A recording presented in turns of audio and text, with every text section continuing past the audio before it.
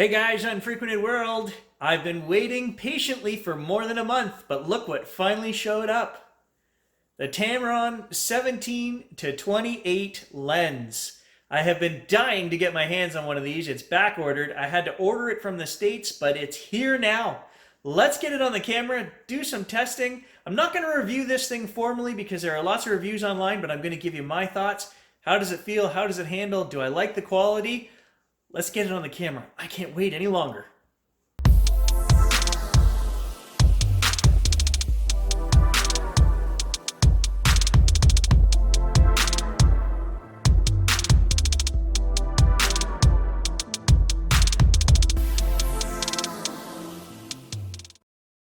So I actually ordered this from B&H, which is an American company. I live in Canada, and I had no problems registering this with Tamron.ca last night. So serial number and everything worked, and it said, "We have received and your lens is registered." So hey, I guess you can do that when things are back ordered. I don't know. It says it has a 6-year American warranty, but I know here in Canada, if you register your lenses, they bump it up to 10 years.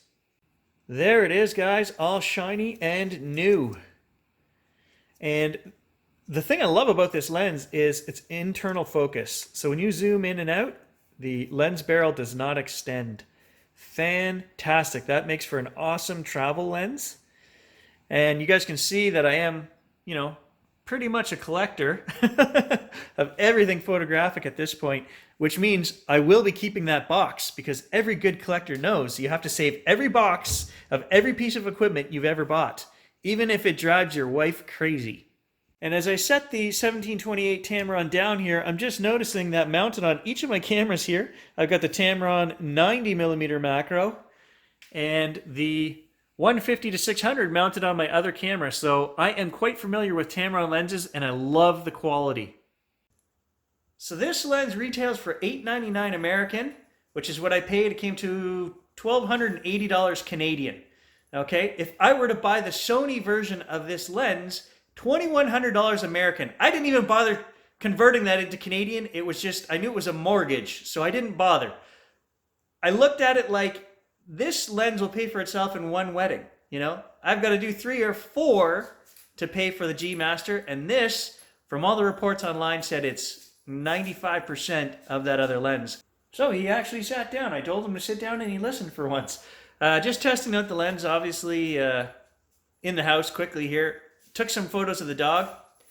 Fantastically sharp in the center. I can tell that right by looking, at the images here. I zoomed in on his collar and detail, coming out the wazoo. So very sharp. I'll have to look on the computer to, see the edges and whatever, but that's not why I bought this lens. It's not to be a pixel peeper. It's for nice wide things that I just can't get other shots.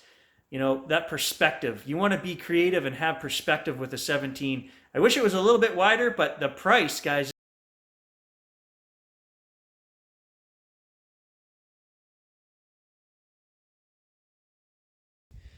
So I'm just out in the bush actually using this lens more like a macro lens than anything right now. It will close focus between 7-8 inches, something like that, so you can get very tight and still keep a wide angle of environment around your subject.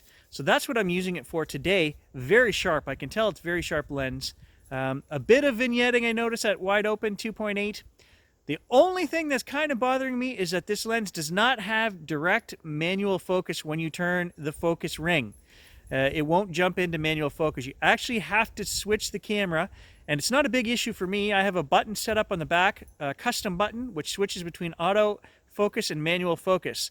I don't miss the button on the lens. I have many lenses that have that button, and I never use it. So lots of people were griping about that, but if you have a custom setup on the back, not a big issue. Just push it and you're in manual focus. I just wish that it would automatically jump into manual focus when you turn the ring. My 150-600 G2 Tamron lens does that automatically, and it's such a nice feature when you get used to it. But hey, for the money, I'm not complaining. So no stabilization in the lens, but that's not an issue when you're just shooting photographs like I am today. Maybe if I was doing video, you might see a little more jiggle. But don't forget, all the Sony bodies do have in-body stabilization, so for me, not a huge deal. and I think most of the time I'm just going to be shooting stills with this lens.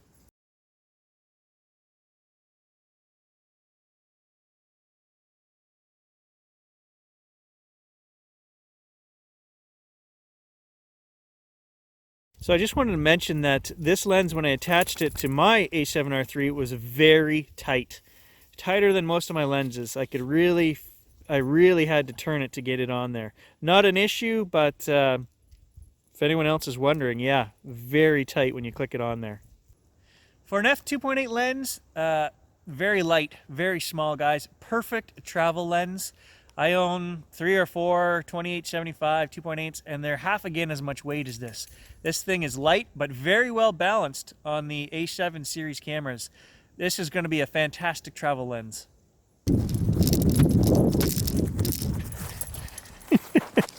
Bit of advice: don't test new lenses when your neighbors are prone to going skinny dipping in their hot tub. They may chase you. I told them not to worry because this is not a zoom lens. So lens stabilization test, just freehanding it here between a couple fingers, so probably pretty wobbly.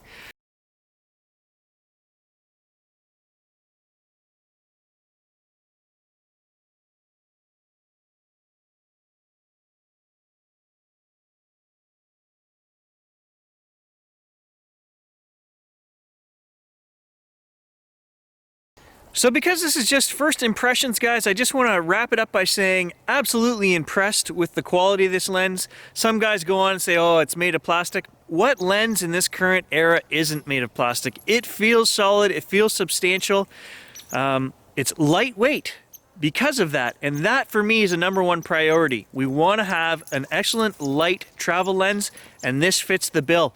No complaints. This is living up to everything I hoped it would be. If you guys want to see more images, I'm planning on using this for Halloween tomorrow night to do a lot of portraits for the kids and stuff, probably 28mm stuff.